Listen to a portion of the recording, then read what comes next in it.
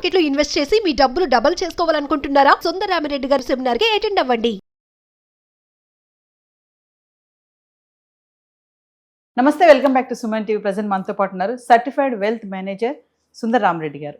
నమస్తే సార్. నమస్తే అండి. సార్, మనం సిబిల్ స్కోర్ గురించి చాలా వీడియోలో మాట్లాడుకున్నాం. ఇప్పుడు ఏంటంటే, ఒకప్పుడు సిబిల్ బాగా ఉంటే లోన్స్ అన్ని శాంక్షన్ అయిపోతాయని చెప్పేవాళ్ళు. ఇప్పుడు సిబిల్ స్కోర్ 750+ ఉన్నా కూడా లోన్స్ రిజెక్ట్ అవుతున్నాయంట. అసలు బ్యాంక్ వాళ్ళకి ఏం కావాలి అని అంటే? సో బేసికల్గా మనం జనరల్గా ఏంటంటే సిబిల్ స్కోర్ కనుక 750 కంటే పైన ఉంటే లోన్స్ కొంచెం తక్కువ అమౌంట్కి ఇస్తారు. అండ్ సిబిల్ స్కోర్ కనుక 700 కన్నా తక్కువ ఉందంటే కొంచెం లోన్ కాస్ట్లీ ఎక్కువ ఉంటుంది అనుకుంటారు. యాక్చువల్గా నెక్స్ట్ ఇయర్ మార్చి 1 నుంచి అండ్ ఆర్బీఐ రూల్స్ ప్రకారం ఏంటంటే ఖచ్చితంగా సిబిల్ స్కోర్ బ్యాడ్గా ఉంటే దానికి రిస్క్ ప్రొఫైల్ కింద ఎక్కువ వడ్డీ ఛార్జ్ చేస్తారనమాట నెక్స్ట్ ఇయర్ నుంచి. అండ్ మీకు సిబిల్ స్కోర్ 750 ఉండి కూడా బ్యాంకులు మీకు తక్కువ రేటుకి వడ్డీకి ఒక్కోసారి రిజెక్ట్ చేస్తాయి. ఎందుకంటే మీరు శాలరీ అకౌంట్ పొద్దులు మారుతా పోతుంది అనుకోండి, 6 నెలలకు బ్యాంక్ అకౌంట్ మారుతుంది శాలరీ అకౌంట్.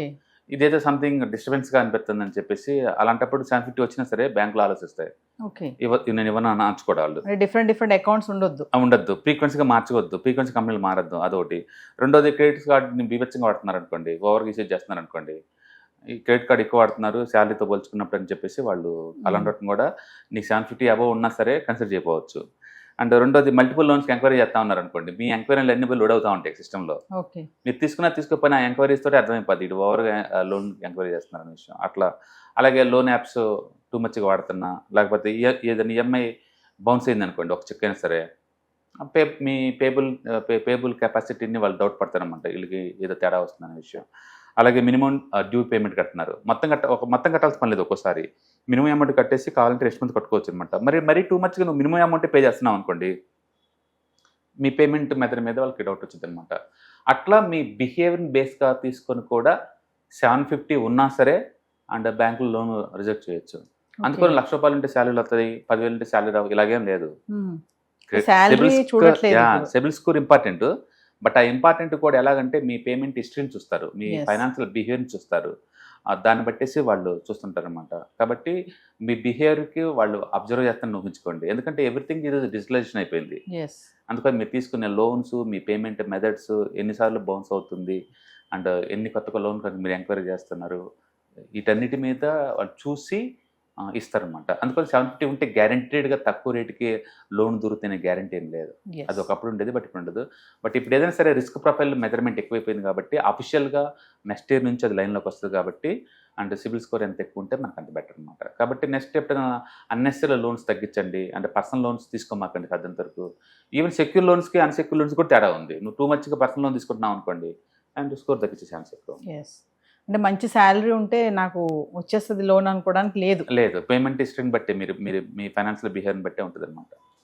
చాలా మంది సార్ క్రెడిట్ కార్డ్స్ కూడా వాడేస్తారు, పే చేయరు, అట్లానే వదిలేస్తూ ఉంటారు కదా, వాడేసి ఇంకొక కార్డు తీసుకుంటారు, మళ్ళీ వాడుతూ ఉంటారు, దానివల్ల వచ్చే ప్రాబ్లమ్. డెఫినెట్లీ ఇంతకుముందు ఇవన్నీ పెద్ద పట్టించుకునే వాళ్ళు కదండి, బట్ ఇప్పుడు అంతా డేటా అంతా సెంట్రలైజ్ అయిపోయింది.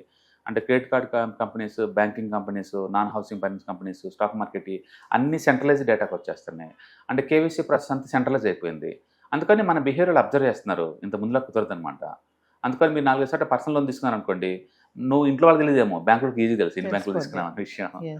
సో అందుకని వాళ్ళు ట్రాక్ చేస్తున్నారు, మనకి సెంట్రలైజ్ డేటాని అందరూ షేర్ చేసుకుంటున్నారు అనమాట. అందుకని ఎగ్గొట్టడం కష్టం. అందుకని ఇన్కమ్ స్టెబిలిటీ ఉండాలా, అండ్ నీ ఫైనాన్షియల్ బిహేవియర్ ప్రాపర్గా ఉంచుకోవాలా, అండ్ అప్పులు ఏదైనా ఉంటే దాన్ని తగ్గించుకోవడం మీద ఫోకస్ చేయాలి తప్ప మళ్ళీ కొత్త అప్పుల కోసం ట్రై చేయకూడదు.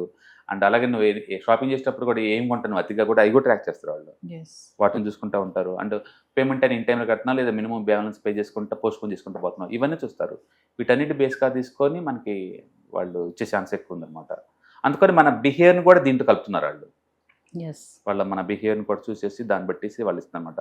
అసలు బేసికల్గా వాళ్ళు అచ్చు నీ పేమెంట్ హిస్టరీని చూసి 30% వెయిటేజ్ ఇస్తారు.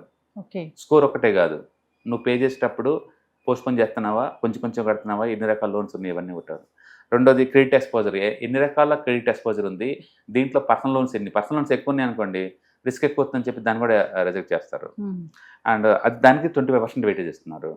అండ్ తర్వాత payment type, credit card type payment type, long తీసుకుంటున్నావు, షార్ట్ టర్మ్ తీసుకుంటున్నావు, ఏ టైప్ లోన్స్ ఇవన్నీ వాటికి 25% వెయిటేజ్ ఇస్తున్నారు.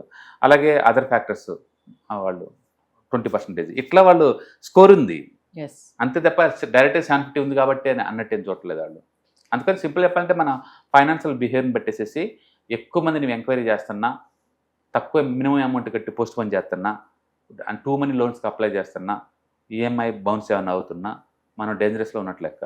జస్ట్ 750 అనేది అంత ఇదేం కాదు. ఎస్ కొన్ని ప్రైవేట్ క్రెడిట్ కార్డు వాళ్ళు ఇస్తారులే కానీ బట్ వడ్డీ ఎక్కువ ఛార్జ్ చేస్తారు. నీకు 750 ఉన్నందుకు వచ్చిన బెనిఫిట్ ఏం రాదు. మంచి సిబిల్ స్కోర్ మెయింటైన్ చేయాలంటే ఏం ఉండాలి సార్? తక్కువ లోన్స్, రెండోది సెక్యూర్ లోన్స్, ఇన్ టైంలో పే చేయటం, అండ్ టోటల్ శాలరీలో ఒక 30-40% మించి తీసుకోవటం బెటర్ అనమాట. వాళ్ళకి ఐడియా వస్తుంది వీళ్ళు పేయింగ్ కెపాసిటీ ఉందా లేదని కూడా. ఏదైనా కానీ ఏదైనా గుడ్ డెట్స్ బ్యాడ్ డెట్స్ అంటారు. గుడ్ డెట్స్ని ఎట్లా పోస్ట్పోన్ చేసుకోము, అది ప్రొడక్టివ్ని పెంచేది కాబట్టి బ్యాడ్ డెట్స్కి తదింతరకు దూరంగా ఉండడం బెటర్ అనమాట. ఎస్ సపోజ్ ఇప్పుడు ఒక కపుల్ ఉన్నారనుకోండి, ఒక లోన్కి అప్లై చేశారు అనుకోండి, సిబిల్ స్కోర్ ఇద్దరు కలిపి చూస్తారా? సెపరేట్ సప్లిమెంటరీగా డిపెండెంట్ కింద కూడా అలా కూడా చూసుకోవచ్చు. డిపెండెంట్ కింద మీరు వాళ్ళ నేమ్ అటాచ్ చేశారనుకోండి, ఇద్దరి మీద చూస్తారు. ఓకే బట్ ఒక్కళ్ళే తీసుకున్నారంటే చిన్న చిన్న అమౌంట్స్ పెద్ద పట్టించుకోరు. ఎస్ కాబట్టి మీరు ఎంత లోన్ తీసుకుంటున్నారు, సెక్యూర్ లోన్ అన్సెక్యూర్ లోన్ బట్టి. బేసిక్గా అన్సెక్యూర్ లోన్స్ పెద్ద ప్రాబ్లం లేదు.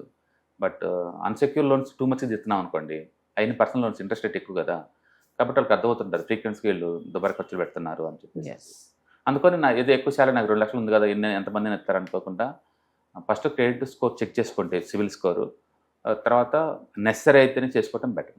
Yes thank you sir. Hi, one day class room ఎన్విరాన్మెంట్లో ఆఫ్లైన్ వెబినార్ జరగబోతుంది. అండ్ ఇంట్రెస్ట్ ఉన్న పార్టిసిపెంట్స్ ఈ కింద స్కూల్ అవుతున్న నెంబర్కి రింగ్ చేసుకొని సీట్ బుక్ చేసుకోండి. దీంట్లో ETFs, index funds and mutual funds మీద completely and hand holding experience మీకు ప్రొవైడ్ చేయబడుతుంది. దీని ద్వారా ఏంటంటే మనం ఎసెట్స్ని స్టాక్ మార్కెట్లో ఎలా మేనేజ్ చేసుకోవాలి, ఎలా గ్రో చేసుకోవాలి, ఎలా ప్రొడక్ట్ చేసుకోవాలో అంటే ప్రాక్టికల్గా నేర్చుకుంటారు. కాబట్టి ఇంట్రెస్ట్ ఉన్న పార్టిసిపెంట్స్ కింద స్క్రోల్ అవుతున్న నెంబర్కి పింగ్ చేసి సీటు రిజర్వ్ చేసుకోండి. Thank you.